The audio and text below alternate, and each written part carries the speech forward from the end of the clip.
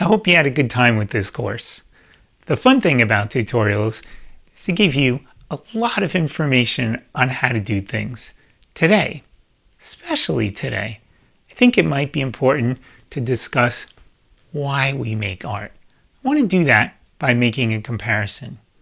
The why of commercialism is obviously to sell goods. I want to suggest that there's something distinctly different about art as opposed to commercialism.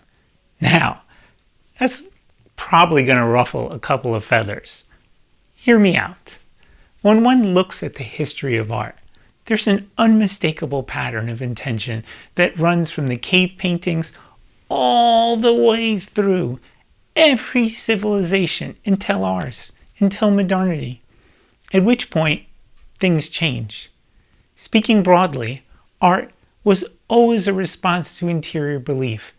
Everything that we call the arts, including clothing, dance, poetry, stories, mythology, architecture, drawing, painting, sculpture, even food, was a reflection of a people's spiritual relation to and connection with life. That's what we call culture. The why in this cultural context, in this spiritual context, is the poetic response that's in danger of being snuffed out, of being erased by the twin forces of technology and commercialism. So my suggestion, while you're practicing the how, is that you also consider the why. For instance, why would you choose to draw one thing and not another? How could your art align with the best of your values?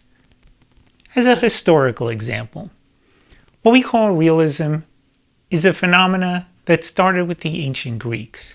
For the Greeks, beauty became a bearer of meaning. It signified what one could and should aspire to. That we could reach perfection, that was not the point. Rather, that the pursuit had a moral context that gave meaning and purpose to life. This is obviously in stark contrast to modern art. And I don't need to tell you how beauty has been misappropriated in commercialism. Now, there's a lot of talk these days about the demonic nature of our leadership, not just domestically, but globally. If you think making artwork that represents us as humans in a critical, depraved, helpless, weak, sad, ugly, sick, monstrous, and even evil way is cool, I might ask you if you really think putting more of that into the world is a good idea. And what purpose are you serving? To be clear, beauty is not photorealism. The machine can do that. It can show us how ugly we are. It can show us how ugly the people we love are, or how ugly our society is.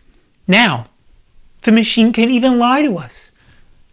Beauty, expressed thoughtfully by humans, is our response to life and the human experience. It's our yes to life. Art made this way reminds us of what makes life worth living and worth hanging on the wall to remind us of that.